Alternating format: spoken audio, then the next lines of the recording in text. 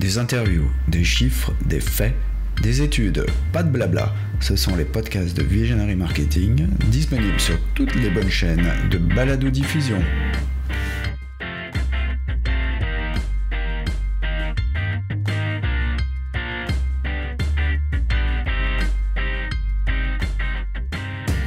Alors je suis avec Amélie Ebongué. Bonjour Amélie, vous êtes consultante en médias sociaux. Et d'ailleurs, vous êtes basée en Suède, alors ça c'est quand même étonnant quoi. Bonjour, merci pour cette invitation Yann. Oui, j'ai quitté Paris au début de l'été, je suis maintenant installée à Stockholm en Suède. Et pour quelle raison Stockholm? Il fait froid pourtant. Oui, il fait très froid, en revanche c'est pas le premier critère qui m'a attirée je dirais. Mais c'est vrai que la qualité de vie en Suède m'a beaucoup touchée. La maturité du secteur du numérique aussi a été un élément déclencheur dans ma réflexion et dans mon expatriation.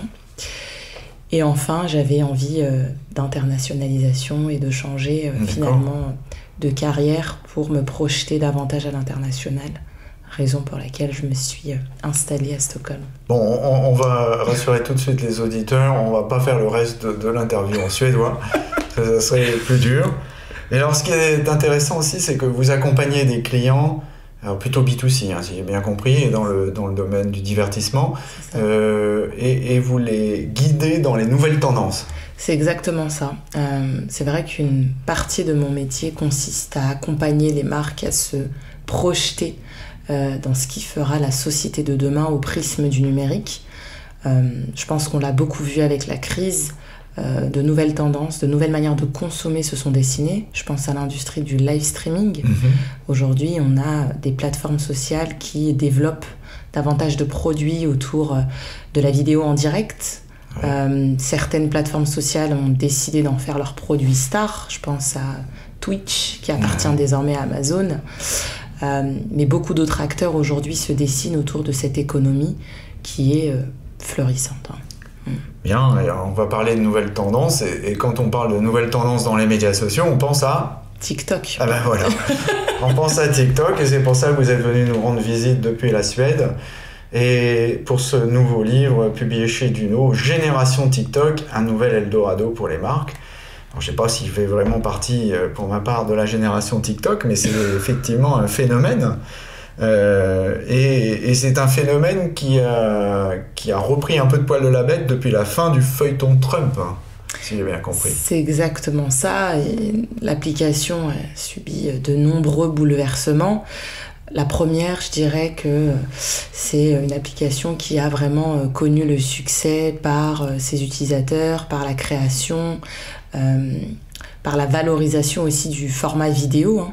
Faut savoir que TikTok a décidé de capitaliser sur un seul format qui est la vidéo, bien évidemment en le déclinant avec de nombreuses innovations et fonctionnalités additionnelles que l'on peut proposer dans sa création. Et puis je dirais que le deuxième point, c'est aussi l'explosion des téléchargements liés au confinement qu'ont connu de nombreuses personnes à travers le monde, même si certains pays n'ont pas appliqué la règle du confinement. On va dire que le confinement a quand même été mondial. Ouais. Et ça, TikTok a été, je dirais, le plus grand gagnant aujourd'hui dans l'économie du numérique actuelle. Et enfin, le troisième point, c'est finalement la part et la croissance des utilisateurs qui ne fait que amplifier et grandir sur le réseau social aujourd'hui. Donc si je comprends bien, la fin de l'ère Trump finalement laisse une voie ouverte à TikTok, qui ne sera pas interdit aux États-Unis. Il est interdit dans certains endroits, mais pas aux États-Unis. Pas aux États-Unis, comme c'était prévu par l'administration Trump. Voilà, donc la voie est ouverte et ce développement est complètement exponentiel. Elle nous a tous surpris pendant le confinement. On s'est tous retrouvés entièrement dépassés, surtout que une chose qui est étonnante, c'est finalement l'UGC vidéo qui était très très difficile à faire démarrer pendant des années. En fait, ils ont réussi à trouver une martingale autour de ça qui est assez extraordinaire. Assez puissante, en effet. Alors, première question que je me pose, c'est TikTok est-il ou est-elle, je ne sais pas si on dit, une marque pour les jeunes?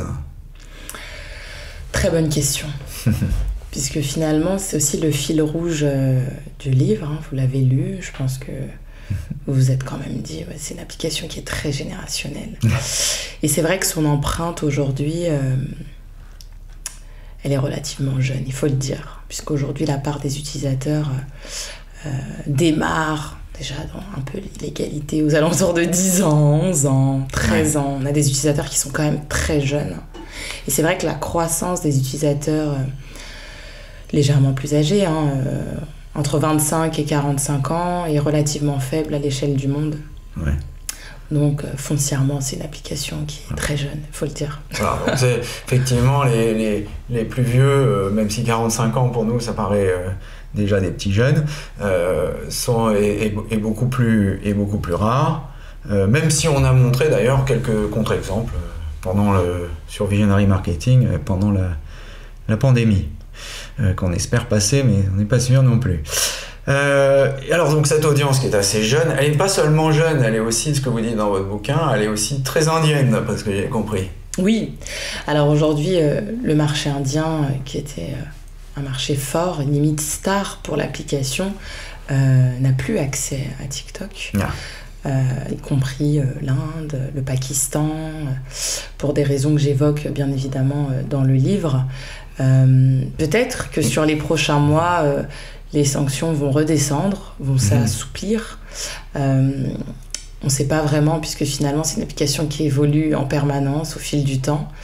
Mais c'est vrai que c'était un marché assez important pour l'application et ça a donné naissance, justement, j'en parle à la fin avec le chapitre sur la concurrence, où d'autres acteurs ont décidé d'investir massivement l'Asie.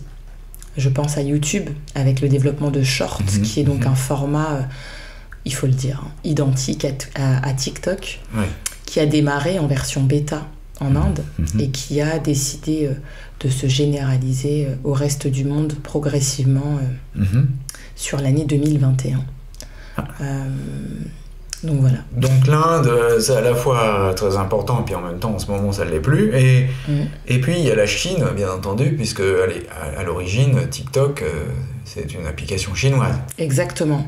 Alors comme je l'évoque au début du livre, historiquement on parle d'une application qui s'appelle Douyin, qui est donc le TikTok chinois, qui ne fonctionne uniquement sur le marché chinois avec plusieurs possibilités et plusieurs manières de créer finalement, qui sont assez différentes de ce qu'on peut avoir sur TikTok, puisque TikTok a été pensé pour le reste du monde.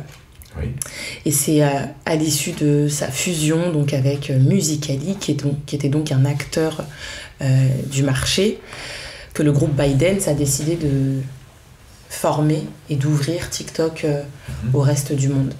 Donc c'est un peu comme ça que l'application a été pensée au sein du groupe ByteDance, qui est donc un groupe assez puissant, qui a d'autres applications existantes de microblogging, de divertissement, d'information. Ils ont Flipagram, ils ont Tweetiao, ils ont énormément d'applications comme ça qui reposent vraiment sur l'expérience mobile. Et ça en fait un groupe assez tentaculaire et puissant. Oui, d'où certaines interdictions dans certains pays d'ailleurs. Exactement. Bon, alors ces deux applications, Douyin et TikTok, restent quand même cependant étanches entre les deux pays. Exactement. Enfin, la Chine et le reste du monde. Exactement. Intéressant. Bon, et les Français dans tout ça, ils en font aussi. Alors les Français, je dirais que la France est quand même un marché important aujourd'hui. On ne peut pas exclure le marché français des priorités stratégiques de l'application. Les Français consomment énormément TikTok, au même niveau que d'autres plateformes sociales, je dirais aujourd'hui comme Snapchat par exemple, qui a une place très importante chez les 16-25, qui consomment énormément les vidéos en micro-contenu et qui ont une fréquence d'utilisation assez importante, pour ne pas dire assez abusive, puisqu'aujourd'hui TikTok on y va en moyenne 10 fois par jour. En tout cas un Français moyen se rend sur TikTok à hauteur de 10 fois par jour. Ça fait quoi? Ça fait 1h30 de consultation Alors, ça veut dire surtout que la personne, même si elle reste 5 minutes, je sais pas, un petit peu le matin, elle reste 2 heures à midi, elle va revenir en moyenne sur l'application 10 fois. C'est énorme. Ouais. Ce qu'on ne retrouvait pas avant chez les autres acteurs que sont Facebook ou même YouTube, si vous voulez. Le temps passé, lui, c'est allongé. Aujourd'hui, TikTok, on reste en moyenne 45 minutes par jour et par utilisateur. C'est beaucoup, c'est énorme. C'est beaucoup, puisqu'on disait dans les années 2018-19 que les Français passaient 1h30 sur les médias sociaux par jour en moyenne.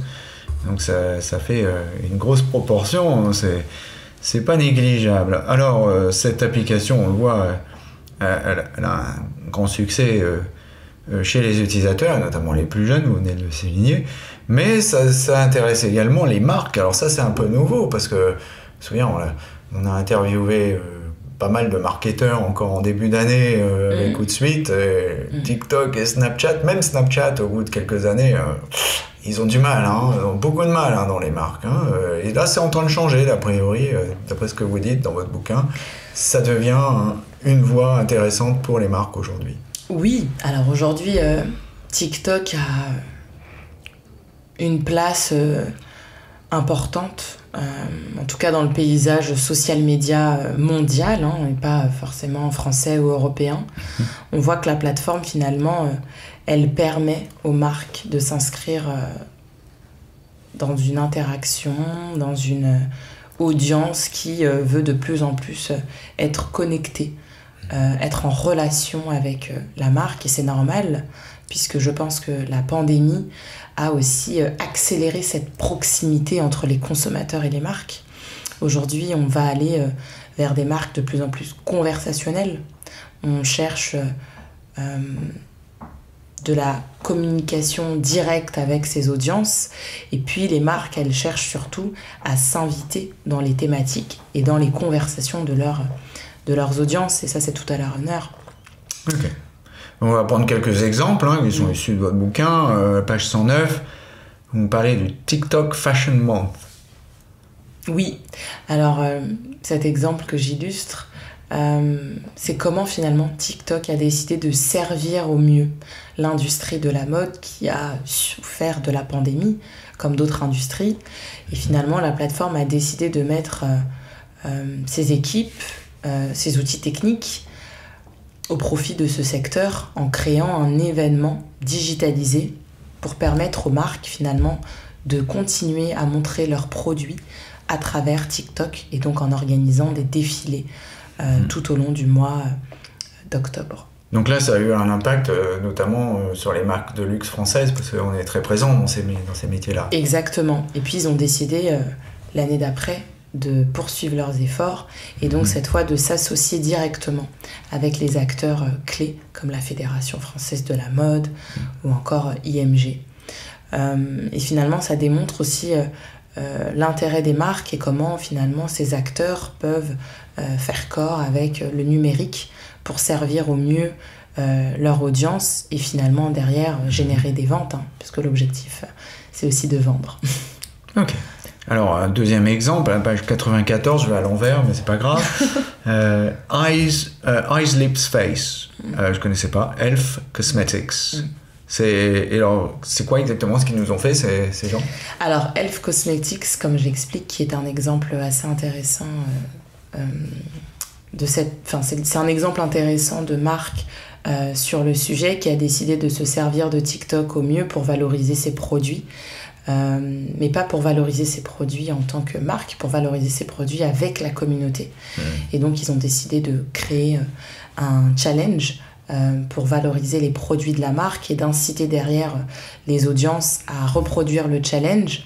Derrière, ça a créé une émulsion, vraiment. Il y a eu une très belle réaction de la part de leur communauté qui a décidé finalement de reproduire le challenge massivement, mais aussi de composer un morceau avec la marque. Ce morceau qui a dessiné finalement les grandes lignes stratégiques de la marque sur les différentes plateformes a vu le jour avec un clip vidéo qui a ensuite par ricochet qui a fait naître de nombreuses actions marketing de la marque, comme un contest directement sur les plateformes sociales, mais aussi donner la visibilité à un collectif d'influenceurs de la marque, et donc de devenir des égéries un peu de cette marque de cosmétiques. Et tout ça, finalement, ça a vu le jour sur TikTok durant la pandémie. Et encore une fois, c'est un exemple qui est assez fort, puisqu'on part d'un produit qui ensuite se dessine en challenge, qui enfin devient un collectif d'influenceurs, et enfin vulgarise un peu la marque à travers un clip vidéo. Et ça montre qu'il y a vraiment une chaîne de valeur intéressante sur ce sujet-là. Bien, on reviendra un petit peu sur ces histoires de challenge et ce que vous appelez les codes de TikTok. Juste avant ça, encore un troisième exemple, c'est avec la marque Guess, In My Denim. Oui, alors Guess a été la première marque à investir TikTok, notamment avec de nombreux formats publicitaires pour faire la promotion de leurs derniers produits. Et donc le In My Denim consistait finalement à montrer les produits de la marque grâce à ce challenge qui vulgarisait en fait le nom de la collection de Guess, In My Denim. Bien, alors on y revient. Pour réussir sur TikTok, on voit avec ces marques qui sont proches de la mode, c'est peut-être un petit peu plus facile que si on vend des tubes en plastique par exemple. Il faut maîtriser les codes de cette plateforme. Et donc quels sont ces codes qu'il faut maîtriser à tout prix avant de se lancer sur TikTok ? Premier code, c'est de maîtriser finalement les thématiques sur lesquels on veut se positionner et de quoi on veut parler, puisqu'aujourd'hui sur TikTok on a de la création dans tous les domaines, que ce soit la food, le bricolage, la mode, le sport, l'art de vivre. On a la possibilité finalement d'être présent sur de nombreuses thématiques, donc il faut savoir de quoi on veut parler. Le deuxième point, ce serait l'authenticité. C'est une plateforme qui est foncièrement authentique, créative et je dirais même humaine. On n'a pas toutes les contraintes techniques que d'autres plateformes peuvent nous proposer. Je pense à Twitter ou Instagram, qui est quand même une plateforme de l'image aujourd'hui, où finalement on n'a pas cette authenticité, cette fraîcheur instantanée que les créateurs peuvent proposer sur TikTok. Et ça, c'est un élément assez important à intégrer. Et enfin, le troisième point, je dirais, c'est toute la dimension technique et production, puisque ce qui fait la force et la viralité d'une vidéo aussi, c'est la manière dont on va exécuter notre contenu. Sur TikTok, on a la chance d'avoir tous les outils d'édition in-app, tout est intégré à l'application. On n'a pas nécessairement besoin d'aller télécharger une application partenaire pour venir créer sur TikTok. Et ça, c'est fort. Je pense que c'est en ça qui détiennent finalement les clés de leur réussite. C'est que les créateurs aujourd'hui se sentent totalement libres de pouvoir exécuter leurs vidéos et finalement de pouvoir la monter entre deux rendez-vous, dans les transports, dans son lit, enfin... Voilà, on a cette accessibilité aux outils de montage directement sur l'application. Et enfin, peut-être un dernier point, mais assez important, c'est quel est le temps qu'on va allouer à notre production. Parce que finalement, créer du contenu sur TikTok, c'est du temps. Ouais. Aujourd'hui, on a des créateurs de contenu qui créent en moyenne 1 à 3 vidéos par jour sur TikTok, quand on a une plateforme qui nous permet finalement d'être visible tout au long de la journée et toute la semaine. On n'a pas ce temps... comme d'autres plateformes peuvent proposer. Aujourd'hui sur TikTok, on a vraiment la chance de pouvoir diffuser du contenu tous les jours, non-stop. Ouais. C'est un job à temps plein, ça. Ça l'est, en effet. Il y a un truc qui me frappe aussi sur TikTok, c'est alors c'est peut-être pas le bon terme, mais j'allais dire le recyclage, mais c'est un peu dans la logique des mèmes sur Internet, enfin des memes, et où on prend le contenu de quelqu'un puis on va le recycler autrement ou le récupérer un peu comme les DJ, quoi. Alors cette culture du mème, elle n'est pas propre à TikTok, c'est pas l'élément qui va caractériser la plateforme. En revanche, là où ils ont essayé d'intégrer la culture du mème dans l'application, c'est qu'on a la possibilité de reproduire une vidéo qui a déjà été publiée sur le réseau social grâce à la fonctionnalité qu'on appelle Duo. Et en fait, cette fonctionnalité finalement permet à un créateur de reproduire une vidéo couplée à la vidéo originale, et ça c'est assez intéressant, c'est fort, et ça reprend les éléments de la culture du mème. Oui, et ça c'est quand même quelque chose qu'on retrouve pas ou peu ou moins, disons de moins systématique sur les plateformes plus traditionnelles. Alors il y a des codes qu'il faut suivre, on vient de les voir, et puis il y a des choses à éviter à tout prix, quoi. Il faut peut-être éviter d'aller vendre sa soupe aussi, non? Alors il y a des choses à éviter, je pense qu'avoir un propos qui est beaucoup trop institutionnel ne répondrait pas aux attentes de la plateforme. Voilà pourquoi il faut vraiment faire de la place à l'humain et à l'authenticité de ses propos sur TikTok. Et c'est pas facile, hein, quand on est une entreprise, de faire la place à l'humain, hein, c'est un peu dur. Hein. Évidemment. Donc c'est pour ça d'ailleurs qu'ils n'hésitent pas, vous en avez plein le livre, de travailler avec des influenceurs ça devient une véritable industrie, ce truc sur TikTok. Alors oui, c'est une industrie à considérer, bien évidemment. Encore une fois, il faut savoir comment concilier sa valeur ajoutée à l'identité d'un créateur de contenu pour ensemble penser une collaboration efficace sur le long terme. Alors dans les interdits et les ratés, j'en ai noté quelques-uns. À la page 112, le Autism Challenge, ça c'était assez limite, quoi. Oui, alors il faut aussi dire qu'il y a des challenges qui ne sont pas bienveillants, et c'était important pour moi de montrer finalement ce qui n'est pas attendu et ce qui ne correspond pas surtout à la création en elle-même. C'est vrai que le Autism Challenge n'était pas quelque chose de relativement sain dans l'approche. C'était quoi exactement pour les gens qui avaient loupé l'épisode ? Alors en fait, c'est des personnes qui se sont amusées à reproduire des personnes en situation d'autisme, et donc qui ont créé des vidéos sur TikTok pour les diffuser ensuite sur le réseau social. Ah, ok. Donc effectivement, il y en avait un autre, je l'ai pas cité, mais c'était le challenge sur les unijambistes. On va jeter un voile pudique sur celui-là aussi, il était encore plus limite. Et puis j'ai noté quelque chose d'assez intéressant et d'un peu détonnant pour une plateforme où on recycle beaucoup de contenu, c'était tout votre développement sur le copyright et la propriété intellectuelle. Donc il y a donc une propriété intellectuelle. Quand je vois certains étudiants, j'ai l'impression qu'ils ne savent pas trop ce que ça veut dire en fait. Oui, alors c'est important quand même de le souligner, puisqu'aujourd'hui on a à la fois les créateurs de contenu qui proposent des vidéos sur TikTok. Encore une fois, c'est là où la jauge est assez limite, puisqu'ils se servent aussi d'œuvres qui finalement ne leur appartiennent pas. Je pense au catalogue musical que la plateforme alloue sur le réseau social et qu'elle essaye finalement de mettre en relation directe avec les créateurs, mais aussi avec les ayants droit qui sont les artistes eux-mêmes. Et finalement, c'est comment tout ça fonctionne, comment TikTok rémunère à juste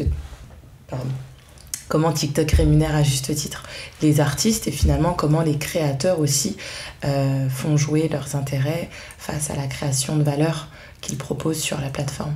Donc voilà, un warning quand même, la propriété intellectuelle, même sur TikTok, ça existe, il faut s'en préoccuper. Alors, la question que je me suis posée ensuite, c'est faut-il disposer d'un budget conséquent pour mener une campagne TikTok ? Alors encore une fois, quand on est une marque, on a la possibilité de vraiment créer du contenu de façon organique. Ce qui est intéressant aussi, c'est de comprendre finalement quelle va être la stratégie sur le long terme et si on veut investir du budget publicitaire pour comprendre l'application.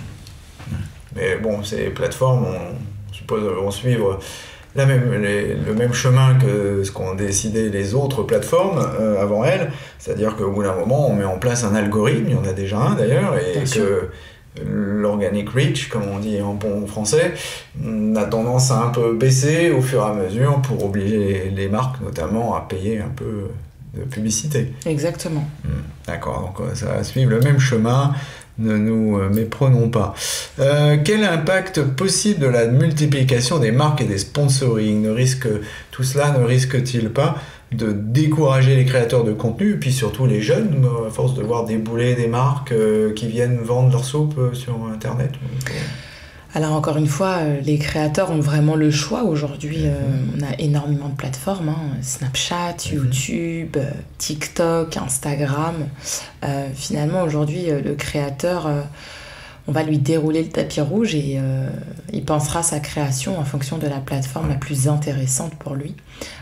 Aujourd'hui, on va vraiment rentrer dans une économie où le créateur va vivre des revenus, enfin va vivre finalement de sa création et des revenus que vont lui générer la plateforme. Bon, c'est peut-être la plus, je dirais la tactique la plus intéressante ici, c'est finalement de changer la façon dont on fait les choses dans les marques, et plutôt que de balancer de la publicité, d'essayer de travailler avec des gens qui sont dans la plateforme et qui savent l'utiliser correctement et qui sont déjà dedans et pas qui viennent faire de l'entrisme.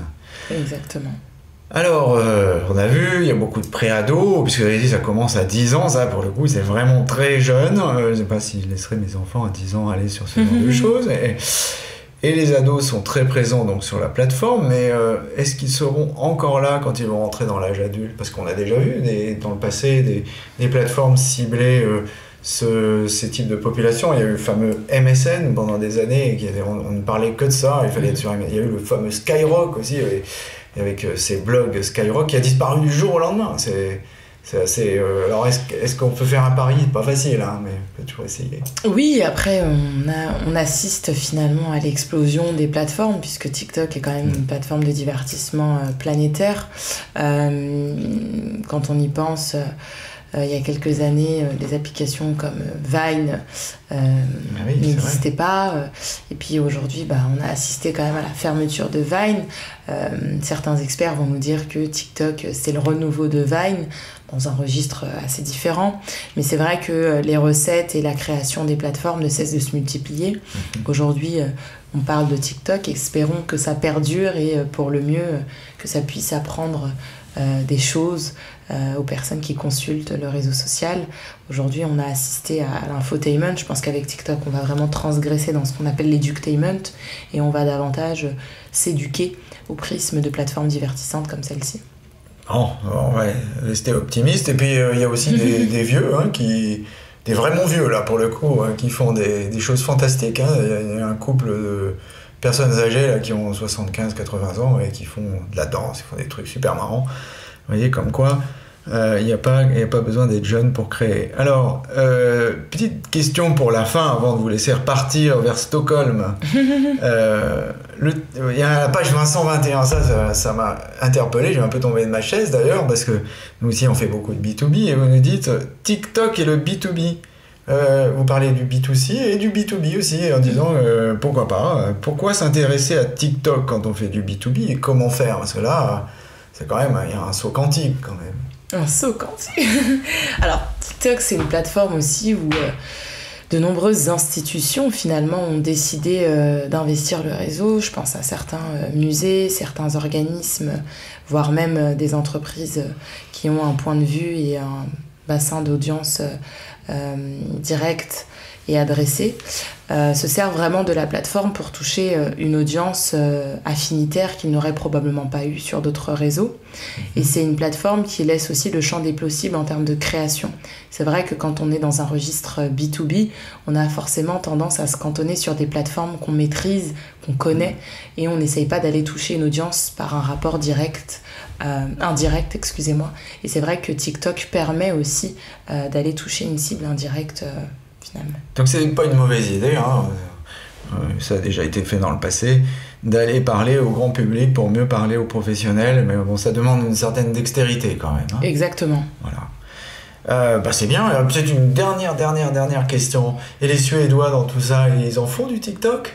Oui, les Suédois sont présents sur TikTok. TikTok est présent partout dans le monde aujourd'hui. Donc ils ont une consommation assez intéressante et encore plus au prisme de la musique, puisque la Suède a vraiment un grand bastion en termes de musique tech. Et c'est vrai qu'aujourd'hui, c'est une plateforme qui compte dans le paysage social suédois. Bon, il n'y a pas que Abba et Ikea à la Suède, il y a aussi TikTok. On l'a appris aujourd'hui avec Amélie Ebongué. Merci Amélie et bonne chance pour la suite. Merci à vous. Des interviews, des chiffres, des faits, des études, pas de blabla. Ce sont les podcasts de Visionary Marketing, disponibles sur toutes les bonnes chaînes de balado-diffusion. Surtout, n'oubliez pas de mettre une bonne note à ce podcast si vous l'avez apprécié.